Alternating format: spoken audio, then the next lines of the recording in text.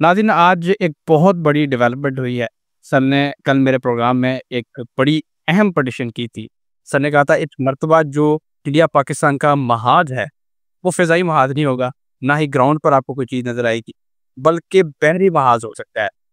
और आज एक बहुत बड़ी डेवलपमेंट हुई है। पाकिस्तान ने इंडिया के ऑपरेशन शील्ड के जवाब में पाकिस्तान, तुर्की और चाइना की बहरी मशकें आज शुरू कर दी गई हैं। और ये बहुत बड़ा डेवलपमेंट भी इसको कह सकते हैं, इंडिया को बहुत बड़ा जवाब भी कह सकते हैं। इंडिया की तरफ से जो सिविल डिफेंस मशकें शुरू की जा रही हैं, ब्लैकआउट किया जा रहा है मुख्तलिफ रियासतों में, ये उसका जवाब है।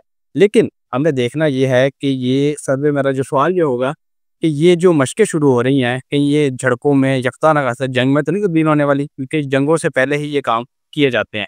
दूसरी चीज़ जो सबसे अहम डेवलपमेंट ये हुई है इंडिया में कि इंडिया के चीफ ऑफ डिफेंस स्टाफ से भी इस्तीफ़ा तलब किया जा रहा है।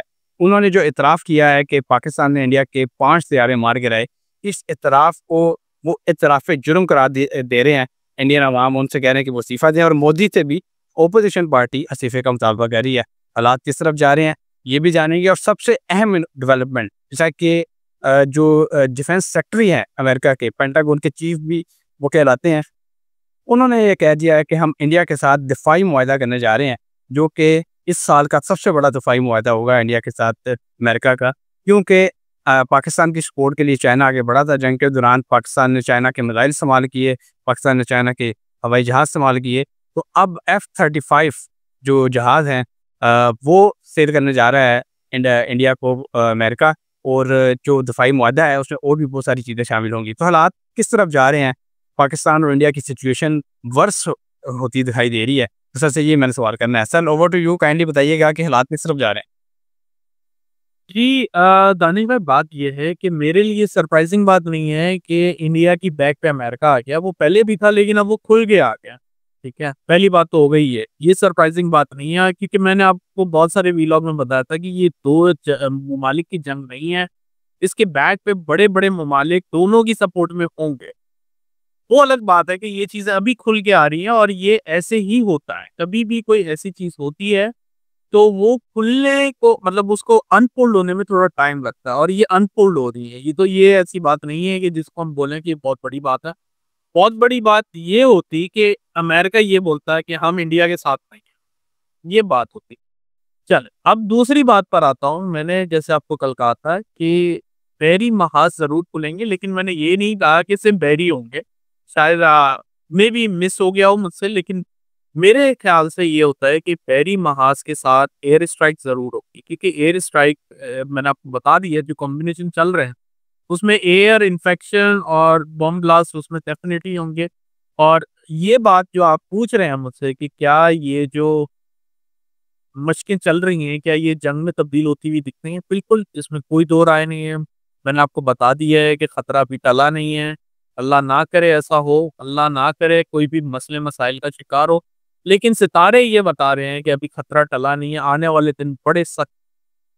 तो जो मैंने आपको बताया है, मेरे ख्याल से अब मुझे रिपीट करने की जरूरत नहीं है, क्योंकि वो ओवर एंड ओवर एक ही बात होगी कि जो मार्स और केतु का कंजंक्शन हो रहा है लियो साइन के अंदर, वो इन चीजों को मजीद जो है भयंकर करेगा, या कह सकते हैं मजीद मजीद उसमें आग में तेल डालने वाला काम करेगा। तो आग तो लगी है, ऐसा तो है नहीं कि आग नहीं लगने वाली है। आग लगी हुई है, उसमें तेल मजीद डल जाएगा, खत्म। इतनी सी बात है, इसको इतना सा समझे। सर, एक बहुत इंपॉर्टेंट क्वेश्चन है मेरे पास, जो मैं अपने इंट्रो में नहीं ऐड कर सका, लेकिन मैं अब आपसे पूछूंगा। वो ये है कि चीन ने आज बाकायदा ऐलान किया है कि अगर इंडिया ने पाकिस्तान का पानी रोका तो ये चीन पर हमला सवर किया जाएगा।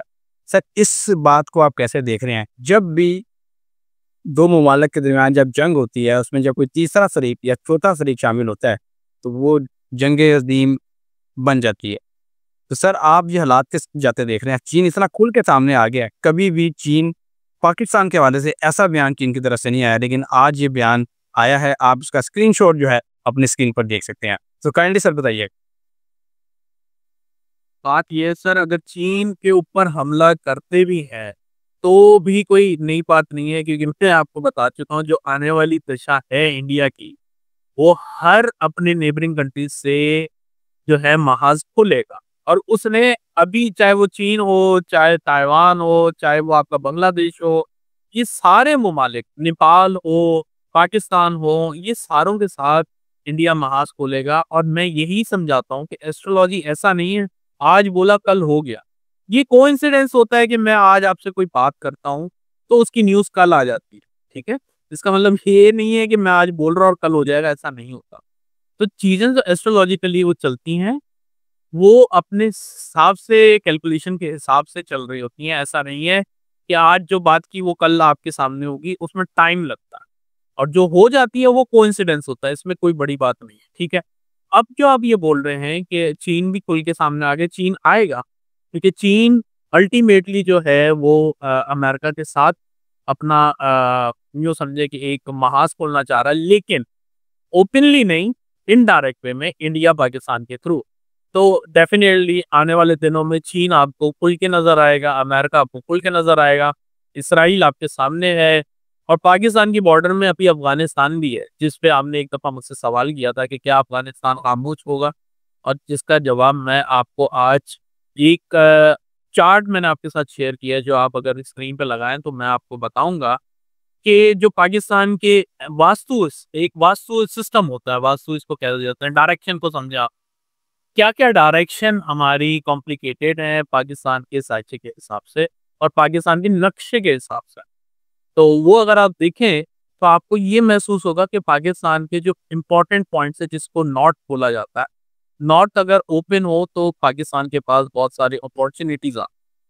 इसी मैंने आपको काफी दफा जिक्र किया है कि पाकिस्तान में नॉर्थ और साउथ हमारा जो एरिया है वो डिस्टर्ब है। तो काफी लोगों का एतराज था, भाई ये हवा में छोड़ रहे हैं या जो हालात खराब है उसी के हिसाब से ये बोल रहे हैं कि नॉर्थ और साउथ डिस्टर्ब है। तो ये आपके सामने चार्ट है, ये वास्तु चार्ट है जो पाकिस्तान के नक्शे के ऊपर बना है। तो इसमें बहुत क्लियरली इंडिकेट हो रहा है कि नॉर्थ और साउथ ये क्रिटिकल पॉइंट्स हैं पाकिस्तान के जो डिस्टर्ब हैं। और इसी बेसिस पे मैं एस्ट्रोलॉजिकली आपको समझाने की कोशिश कर रहा था कि जिस दिन भी पाकिस्तान में नॉर्थ और साउथ बैलेंस हो गए, पाकिस्तान तरक्की पे गामजन होगा। ये एज पर डायरेक्शंस बता रहा हूं, क्योंकि एस्ट्रोलॉजी मैंने आपको कहा है कि ये सिर्फ एक एस्ट्रोलॉजी नहीं है, एस्ट्रोलॉजी में बहुत सारी शाखें हैं। इसी तरह वास्तु एक शाख है। तो coming back to the point, जो मैं बता रहा था कि पाकिस्तान में आने वाले दिनों में जो इंडिया से प्रॉब्लम होंगी, इसमें बड़े बड़े ममालिक डेफिनेटली शामिल होंगे और पाकिस्तान को अफगानिस्तान से भी मसले मसाइल का सामना करना पड़ेगा। ये मसाइल कब बढ़ेंगे? कि 7 जून के बाद बढ़ेंगे। मैं अक्सर वो हेडलाइंस पढ़ रहा था, 7 जून को ये होने वाला है। भाई ऐसा नहीं है यार, ऐसा कुछ भी नहीं है। इसकी तो वजह ये है, ये कोइंसिडेंस हो जाता है या मून की ऐसी ट्रांजिट होती है जिस दिन एग्जैक्टली 7 जून को कुछ हो जाए। जैसे आपके साथ तो वीलॉग नहीं कर रहा था तानिश भाई, उससे पहले मैं जो दूसरे वीलॉग कर रहा था तब सैटर्न की ट्रांजिट हो रही थी 29 मार्च। उस वक्त भी दुनिया में एक वापेला बना हुआ था, 29 मार्च को पता नहीं क्या होने वाला है, दुनिया इधर से उधर हो जाएगी। तो मैंने उस वक्त भी वीलॉग में एक ही बात की थी कि ये सीडिंग होती है। सीडिंग का मतलब कि किसी इवेंट की बुनियाद डल रही होती है जो हमें नजर नहीं आ रही।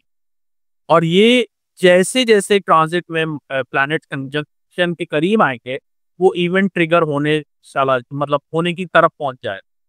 तो अभी ये 7 जून को एग्जैक्टली खतरा नहीं है, लेकिन 7 जून से खतरनाक दिन शुरू हो जाते हैं। और जो मुझे लगता है कि अगर मैं 7 जून से पीछे भी आऊं तो कोई इतने अच्छे दिन नहीं है। तो अल्टीमेटली ये जून एंड जुलाई 25 तक मामला बड़े संगीन। ठीक है सर।